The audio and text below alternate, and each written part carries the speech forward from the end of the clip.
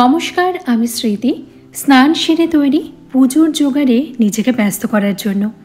পুজোর কাজকর্ম করতে আমি বরাবরই ভীষণ ভালোবাসি, বিরক্তি আসে না। তবে অতিরিক্ত পরিশ্রমে ক্লান্ত হই বই কি, কিন্তু বিরক্তি ও ক্লান্তি দুটোই যে এক নয়। এখানে মায়ের শাড়ি অলঙ্কারগুলো গুছিয়ে রাখছি।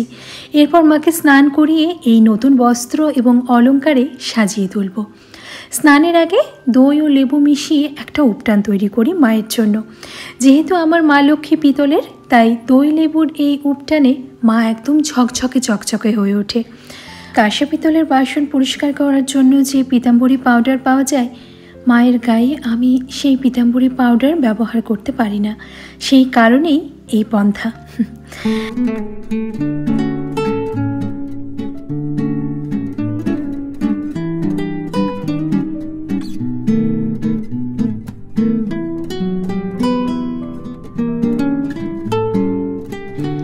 এদিকে উপটানে ঝা চকচকে হয়ে মাকে স্নান করিয়ে নতুন বস্ত্র পরিয়ে এবার অলঙ্কারে সাজিয়ে দিচ্ছি।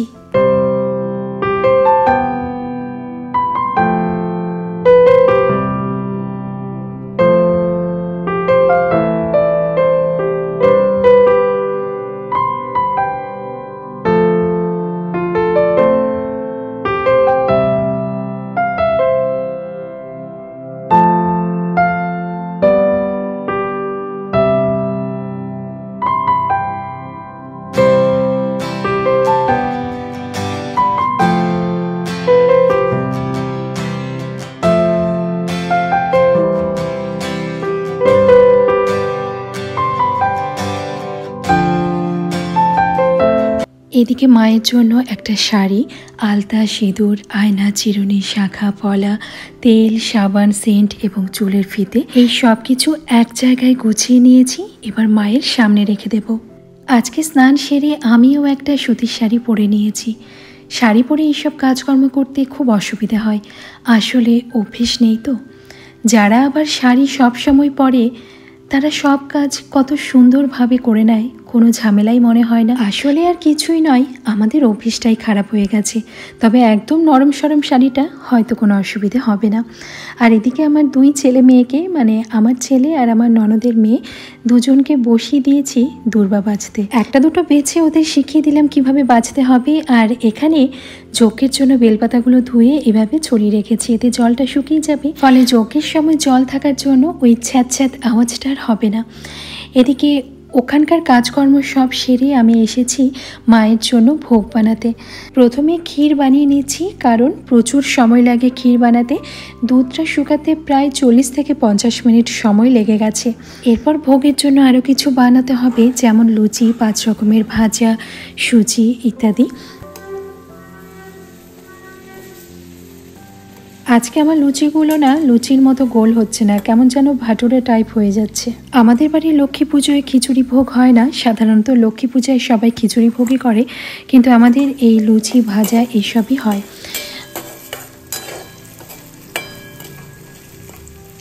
ঘড়ির কাঁটা এখন সন্ধে 6:30। মোটামুটি কাজকর্ম প্রায় শেষের পথে, আর একটু একটু বাকি আছে। তারপর সব কিছু গুছিয়ে আবার জায়গাটা ভালোভাবে মুছে টুছে পরিষ্কারও করে নিতে হবে।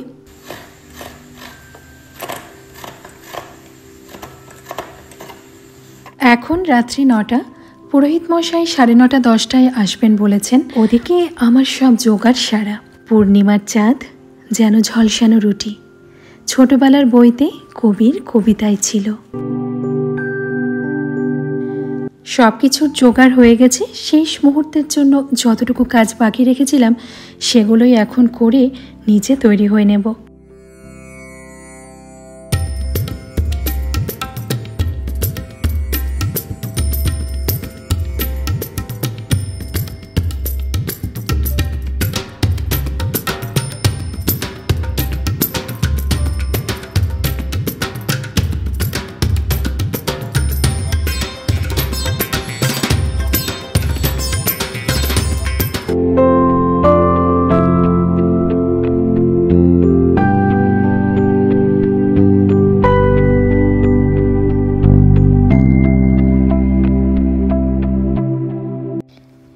এদিকে সারাদিনের কাজকর্মের শাড়িটা ছেড়ে আমিও একটা সাদা লাল পাড়ের শাড়ি পরে নিয়েছি।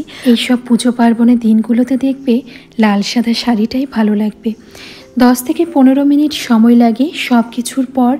ওই 15 মিনিট সময় যথেষ্ট নিজেকে একটু তৈরি করে নেওয়ার জন্য, কারণ সারাদিন ধরে যে সুন্দর করে চারপাশটা সাজিয়ে তুললাম, এরপর যদি নিজেকে না সাজিয়ে তুলি তাহলে সব কিছুর সাথে নিজেকে বেমানান লাগবে। তাই একটু সময় নিজের জন্য বের করে নেওয়াও ভীষণ প্রয়োজন বন্ধু। এদিকে যজ্ঞের জন্য সব কিছু এক জায়গায় গুছিয়ে রেখেছি, পুজো শেষে যজ্ঞ হবে, বাকিটা নিচের মধ্যে থাক। পুজো শেষ, এখন বাজে রাত্রি 12:30, আর 12:30টার সময় এই যে ভোগের প্রসাদ নিয়ে বসেছি। প্রসাদের ফলমূল এত রাত্রে নিয়ে নিই, তাই কয়েক টুকরো আপেল নিয়েছি। তাছাড়া নারকেলের নাড়ু, মুরগি, তিলের নাড়ু, চিড়ার মোয়া, এগুলো তো লক্ষ্মী পুজোর প্রধান প্রসাদ। পুজোর শেষে যেহেতু যজ্ঞ হয় তাই পুজোর সময়টা 1.5 থেকে 2 ঘন্টা মতো লেগেই যায়। ওদিকে পুজো টুজো সব শেষ, আমি ফিরে এসেছি আমার চিরাচরিত পোশাকে। আর পারা যাচ্ছে না, একে তো ভীষণ গরম, সারা দিন সেই শাড়ি পরে থেকে এখন মনে হচ্ছে একটু হাঁপ ছেড়ে বাঁচলাম। আর এই যে সকলের জন্য লুচি বানাচ্ছি, আজকে আমাদের অন্ন খেতে নেই, সেই কারণে এই লুচি তরকারি এগুলোই হবে আমাদের ডিনার। যদিও প্রসাদ খাওয়ার পর পেটে খুব একটা জায়গা নেই, কারণ সারাদিন উপোসের পর ওই প্রসাদ খাওয়ার পর দেখবে এমনিই পেটটা ভরে যায়। ওই সবার জন্য 2-3টে করে বানাচ্ছি আর কি। তখন লুচিটা বেলে সামনে এনে এটাই দেখাচ্ছিলাম যে ময়ামের সময় একটু কালো জিরে এবং জোয়ান দিয়েছি। যেহেতু উপোসের পেটে রয়েছি তাই কালো জিরে এবং জোয়ান ভীষণ সাহায্য করবে এইসব খাওয়া দাওয়াগুলোকে হজম করার জন্য। আর তাছাড়া নুন, চিনি, সাদা তেল দিয়ে ময়াম দেওয়ার সময় একটু কালো জিরে এবং একটু জোয়ান যদি হাতে ঘষে তারপর সেই ময়ামের আটায় দেওয়া হয়, সেই লুচির স্বাদ কিন্তু অনেকটাই বেড়ে যায়। এদিকে তেল গরম হচ্ছে, কয়েকটা লুচি বেলে নিয়েছি, সেগুলো আগে ভেজে নিই, তারপরে বাকি লুচিগুলো বেলে আবার ভেজে নেব।